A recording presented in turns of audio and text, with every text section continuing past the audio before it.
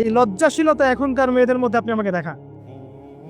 এই লাজুক ভঙ্গিতে হেঁটে আসা মেয়েদের যে হাঁটাটাও পর্দা, মেয়েদেরকে কে বুঝাবে হাঁটার মধ্যেও পর্দা আছে? কে বুঝাবে যে গলার ভয়েসে পর্দা আছে, চোখের চাহনিতে পর্দা আছে?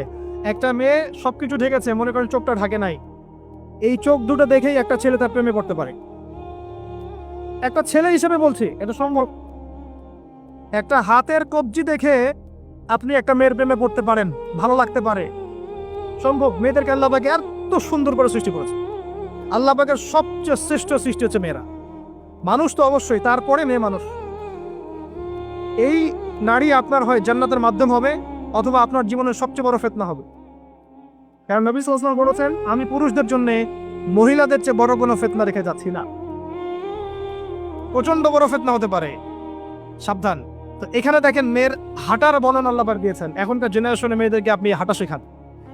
রাস্তাঘাটে, শপিং মলসে, সব জায়গায় দেখবেন গেঞ্জি আর জিন্স আর টি শার্ট পরে, ফর্মাল পোশাক পরে, স্যুট বুট পরে ঘুরছে। মাঝে মাঝে পোশাকের এখানে ওখানে ফাড়া ছেঁড়া, এটাই নাকি স্টাইল। এমন পোশাক পরছে যেটা পরেও দেহের অঙ্গ প্রত্যঙ্গ বোঝা যাচ্ছে, এমন পোশাক পরছে যেটা বাহির থেকে ভিতরের অঙ্গ দেখা যাচ্ছে। অমুসলিমদের পোশাক পরছে, ছেলেদের পোশাক পরছে, এগুলো সবই আখিরুজ্জামানের সাইন।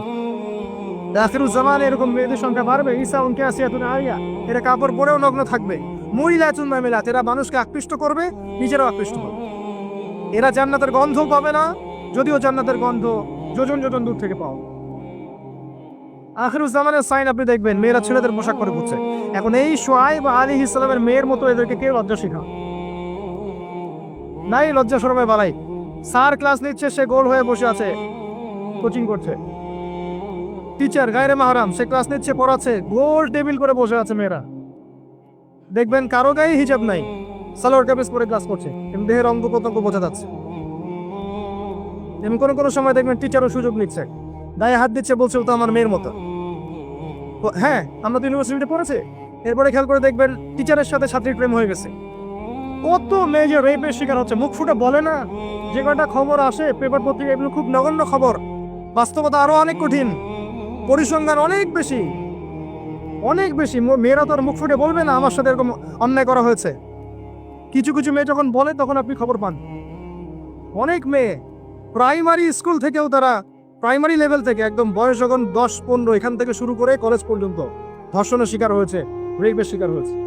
গার্লফ্রেন্ড বয়ফ্রেন্ডের দ্বারা বা টিচারের দ্বারা, কোনো কোনো ক্ষেত্রে চলতে ফিরতে গুন্ডা মাস্তানের দ্বারা, এটা হচ্ছে ফ্রি মিক্সিং গ্রাউন্ডে।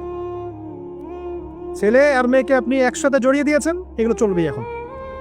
অনেক সময় এমনও হয়েছে, মেয়ে পড়াচ্ছেন, চারপাশে গোল হয়ে বসে আছে ছেলেরা।